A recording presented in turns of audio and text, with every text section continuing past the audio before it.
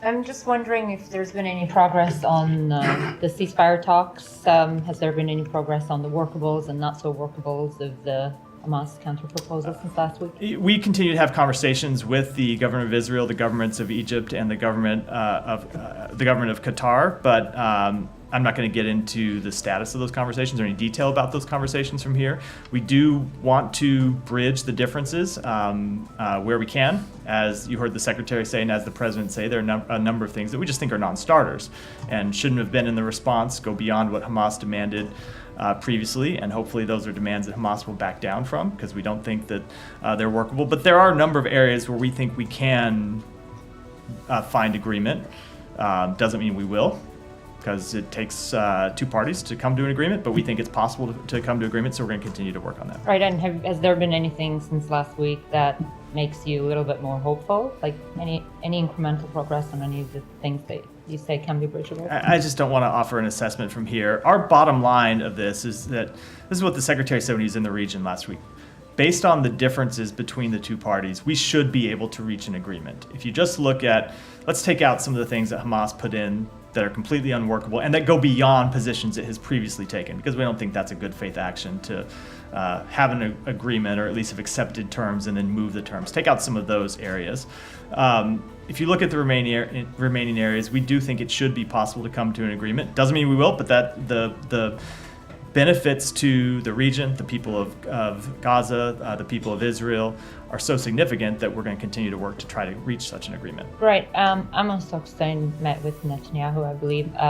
Any more word from that meeting that lowers your level of concern about an escalation up north with Hezbollah?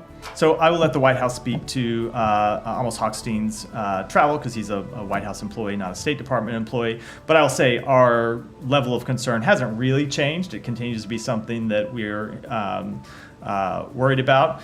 And this is, it's not a new concern, obviously. We've been worried about escalation in the north and the possibility of a full-scale conflict between Israel and Hezbollah since the very early days after October 7th. And you've seen us work over the past 8 months to try to prevent that conflict from breaking out.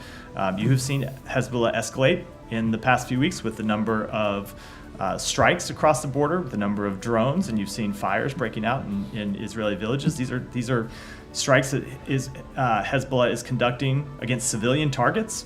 So you have seen escalation that should stop, that we think they should refrain from. But our assessment of the situation continues to be that the best way to get a diplomatic resolution in the north, which we think all sides ultimately prefer, is to reach a ceasefire in Gaza. And so the two are related. Doesn't mean you can't say with 100% certainty that you wouldn't be able to get a ceasefire in the north without resolution in Gaza, but certainly having a ceasefire in Gaza makes a resolution in the north much, much easier. And given that ceasefire still remains elusive, in the meantime, is the message to Israel, don't do anything in the north? That's the U.S. message. We have made clear we don't want to see escalation at all in the north.